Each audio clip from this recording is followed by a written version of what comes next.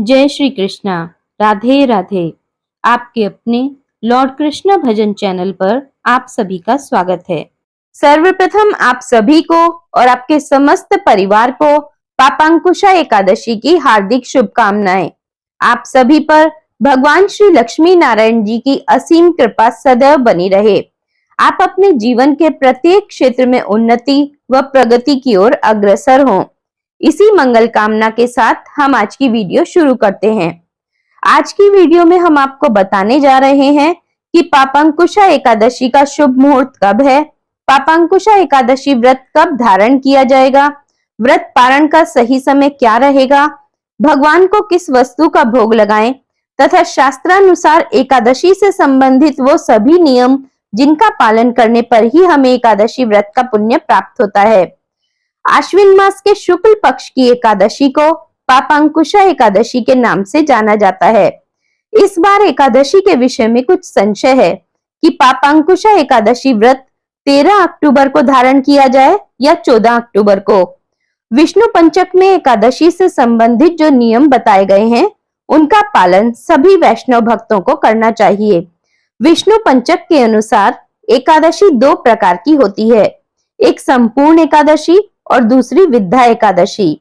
संपूर्ण एकादशी का अर्थ है जिसमें पूर्ण रूप से एकादशी होती है, अन्य किसी तिथि का मिश्रण नहीं होता है। इसी प्रकार विद्या एकादशी दो प्रकार की होती है, एक पूर्व विद्या और दूसरी पराविद्या एकादशी।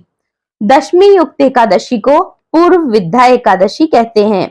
यह दैत्यों का बल बढ़ाने वाली और पुण्यों का नाश करने वाली एकादशी होती है, इसलिए इसमें व्रत नहीं किया जाता है। द्वादशी युक्त एकादशी को पराविद्या एकादशी कहते हैं। द्वादशी युक्त एकादशी का व्रत करना चाहिए। इस एकादशी का व्रत करने से भक्ति व पुण्य में वृद्धि होती है। एकादशी के विषय में पद्म पुराण में एक कथा आती है। जब भगवान का वराह अवतार हुआ था, तब भगवान वराह और हिरण्याक्ष का जब युद्ध चल रहा था, तब बार बार प्रयास करने पर भी भगवान वराह उस राक्षस का वध नहीं कर पा रहे थे। तब ब्रह्मा जी ने भगवान से कहा कि हे भगवान, यह राक्षस तो आपके दृष्टि मात्र से मृत्यु को प्राप्त हो जाना चाहिए, लेकिन आप इसका वध क्यों नहीं कर पा रहे हैं। तब भगवान बोले कि हे ब्रह्मा जी, शुक्राचार्य की माया से मोहित होने के कारण कुछ ब्राह्मण देवता दशमी युक्त एकादशी का व्रत कर रहे हैं और लोगों से भी करवा रहे हैं, क्योंकि दशमी के दिन दैत्यों की उत्पत्ति हुई थी और एकादशी के दिन देवताओं की उत्पत्ति हुई थी। इसलिए दशमी युक्त एकादशी व्रत करने से दैत्यों का बल बढ़ता है और द्वादशी युक्त एकादशी व्रत करने से देवताओं का बल बढ़ता है। ब्राह्मणों द्वारा दशमी युक्त एकादशी का व्रत करने से इस दैत्य का बल बढ़ रहा है, इसलिए यह मृत्यु को प्राप्त नहीं हो पा रहा है। दशमी युक्त एकादशी व्रत करने वाले मनुष्यों के अंदर आसुरी शक्तियों की वृद्धि होती है। कलयुग में सभी लोग मोहित होकर दशमी युक्त एकादशी का व्रत करेंगे, इसलिए इस संसार में अशांति बनी रहेगी। दशमी युक्त एकादशी का व्रत करने से धन और पुत्र का विनाश होता है। दशमी युक्त एकादशी अशुद्ध मानी गई है, यह आसुरी शक्ति को बढ़ाने वाली है, इसलिए दशमी युक्त एकादशी व्रत कदापि नहीं रखना चाहिए। पुराणों के अनुसार यदि दशमी युक्त एकादशी हो और अगले दिन एकादशी सूर्योदय से पहले समाप्त हो रही है तथा द्वादशी शुरू हो रही है, तो द्वादशी के दिन व्रत करके त्रयोदशी को व्रत का पारण करना चाहिए। हमेशा द्वादशी युक्त एकादशी का ही व्रत करना चाहिए। पद्म पुराण के अनुसार एकादशी व्रत भगवान श्री लक्ष्मी नारायण जी का परम प्रिय व्रत है। एकादशी व्रत से मनुष्य के कई जन्मों के पाप समाप्त हो जाते हैं और उनके पुण्यों का उदय होता है। आइए अब जानते हैं कि एकादशी तिथि का शुभ मुहूर्त व व्रत पारण का सही समय क्या रहेगा। इस बार एकादशी तिथि का प्रारंभ 13 अक्टूबर 2024 रविवार सुबह 9:09 से होगा और इसका समापन 14 अक्टूबर 2024 सोमवार सुबह 6:41 पर होगा। सूर्योदय व्यापिनी शुद्ध हरिवासर द्वादशी युक्त एकादशी 14 अक्टूबर 2024 सोमवार को ही रहेगी, इसलिए सभी भक्तजनों को पापांकुशा एकादशी व्रत 14 अक्टूबर 2024 को ही धारण करना है। पापांकुशा एकादशी व्रत का पारण का समय 15 अक्टूबर 2024 मंगलवार सुबह 6:16 से 8:16 तक रहेगा। इसी बीच में आपको व्रत का पारण कर लेना चाहिए।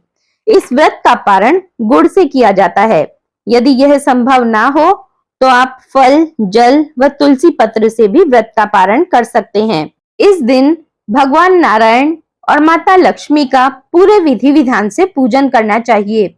इस दिन धूप, दीप, गंध, पुष्प, नैवेद्य आदि से भगवान का पूजन करके उन्हें तुलसी पत्र अर्पित करना चाहिए।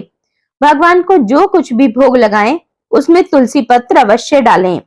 इस दिन भगवान विष्णु को केले का भोग अवश्य लगाना चाहिए और फिर उसे प्रसाद रूप में ग्रहण करना चाहिए। आप चाहें तो ऋतुफल, नैवेद्य, दूध से बने पदार्थ का भी भोग लगा सकते हैं, किंतु इस दिन केले का भोग अवश्य लगाना चाहिए। अब हम आपको बताने जा रहे हैं शास्त्रों के अनुसार एकादशी व्रत के वो महत्वपूर्ण नियम जिनका पालन हमें पूरी श्रद्धा व निष्ठा से करना चाहिए और जिनका पालन करने पर ही हमें एकादशी व्रत का पूर्ण फल प्राप्त होता है। एकादशी व्रत भगवान श्री हरि की प्रसन्नता के लिए किया जाता है। जो भी मनुष्य एकादशी व्रत रखते हैं और एकादशी व्रत का पूर्ण फल प्राप्त करना चाहते हैं, उन्हें ये नियम अवश्य पालन करने चाहिए। उन्हें दशमी से द्वादशी तक नियम पालन करना चाहिए, तब उन्हें एकादशी का फल प्राप्त होता है। जो एकादशी व्रत रखते हैं, उन्हें दशमी के दिन कांसे के पात्र का त्याग करना चाहिए। वैष्णव सिद्धांत है कि जिस रसोई में मांस बना हो, उस रसोई का भोजन ग्रहण ना करें। दशमी के दिन कांसे का पात्र, उस रसोई का भोजन जिसमें मांस बना हो, मसूर की दाल, चने की दाल, कोंदो, कोई भी शाक, शहद, दूसरों का अन्न, दोबारा भोजन और मैथुन, इन सब का त्याग करना चाहिए। दशमी के दिन एक बार भोजन ग्रहण करना चाहिए। एकादशी के दिन व्रती को किसी भी प्रकार की क्रीड़ा, मनोरंजन नहीं करना चाहिए। सोना नहीं चाहिए, सोना वर्जित है। इस दिन में बिल्कुल नहीं सोना चाहिए। वृक्ष से तोड़कर दातुन नहीं करना चाहिए। दूसरे की निंदा नहीं करनी चाहिए। चुगली नहीं करनी चाहिए। अधिकतर मौन व्रत धारण करना चाहिए। कम से कम बात करनी चाहिए। सारा समय भजन कीर्तन में लगाना चाहिए। जितना अधिक हो सके भगवान के नाम का जाप करना चाहिए। इस दिन विष्णु सहस्त्र नाम और गोपाल सहस्त्र नाम तथा श्रीमद् भगवद गीता जी का पाठ करना चाहिए। विष्णु सहस्त्र नाम और गोपाल सहस्त्र नाम का लिंक आपको एंड स्क्रीन पर मिल जाएगा और श्रीमद् भगवद गीता जी के सभी अध्यायों का लिंक आपको डिस्क्रिप्शन बॉक्स में मिल जाएगा। रात्रि भी जागरण करके व्यतीत करनी चाहिए। चोरी नहीं करनी चाहिए। वाणी से, तन से, मन से किसी को दुख नहीं पहुंचाना चाहिए। भोग या मैथुन नहीं करना चाहिए। किसी पर गुस्सा नहीं करना चाहिए। झूठ नहीं बोलना चाहिए। एकादशी के दिन एक बार कुछ शुद्ध फलाहार ग्रहण करना चाहिए। जल और दूध ग्रहण कर सकते हैं। जल आप 2-4 बार ग्रहण कर सकते हैं, किंतु दूध और फलाहार एक बार ही ग्रहण करना चाहिए। फलाहार भी भगवान को अर्पित करके ही ग्रहण करें। दूध और फलाहार सूर्यास्त के पश्चात ही ग्रहण करें। मांस मदिरा का सेवन नहीं करना चाहिए। जो भी मनुष्य दशमी से द्वादशी तक इन महत्वपूर्ण नियमों का पूर्ण रूप से पालन करता है, उसे एकादशी व्रत का फल अवश्य प्राप्त होता है। आज की वीडियो में इतना ही। आगे हम पापांकुशा एकादशी व्रत कथा लेकर प्रस्तुत होंगे। तब तक के लिए जय श्री कृष्णा, राधे राधे, जय लक्ष्मी नारायण।